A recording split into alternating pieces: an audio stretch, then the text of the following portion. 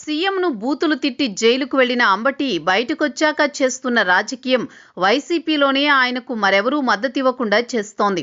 ఇతర రాజకీయాల సంగతి పక్కన పెడితే తనను కాపు వర్గం టైగర్ అని చెప్పుకోవడం, వాళ్ళందరికీ తానే నాయకుణ్ణి, వైసీపీలో ఆ వర్గం నుంచి తనను మించిన నేత లేడన్నట్లుగా వ్యవహరిస్తూ ఉండడంతో ఇతర నేతలు సీరియస్ గా ఉన్నారు. వైసీపీ అధినేత ఆదేశాల మేరకు అంబటిని కాపు నేతలు వరుసగా వెళ్లి పరామర్శించారు.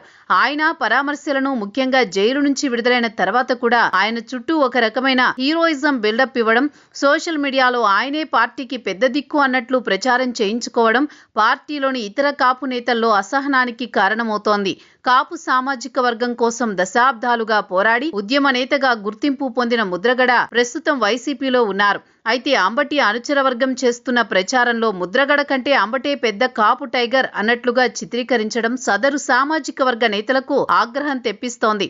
ముద్రగడ వంటి ఉద్దండులనే కాదని అంబటి మునగ చెట్టు ఎక్కించే ప్రయత్నం చేయడం వల్ల పార్టీలో అంతర్గత విభేదాలు పెరుగుతున్నాయి.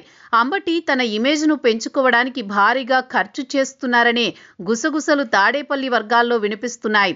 డబ్బులిచ్చి మరీ సోషల్ మీడియా ఇంటర్వ్యూలు చేయించుకోవడం, తనను తాను ఒక మాస్ లీడర్గా ప్రొజెక్ట్ చేసుకోవడం వంటివి ఆయనకు మేలు చేస్తాయో లేదో కానీ పార్టీలో మాత్రం నెగటివ్ మార్కులు పడేలా చేస్తున్నాయి. రాజకీయాల్లో అతి ఎప్పుడూ ప్రమాదకరమే అని అంబటి చేస్తున్న ఈ అతి చివరికి ఆయనకే రివర్స్ అవుతుందని పార్టీలోని ఇతర నేతలు సెటైర్లు వేస్తున్నారు. వైసీపీలో జగన్ తర్వాత అంత సమానమే అన్నట్లుగా ఉండాలి తప్ప ఒక నేత తనను తాను అతిగా ప్రొజెక్ట్ చేసుకోవడం అధినేతకు కూడా నచ్చకపోవచ్చు.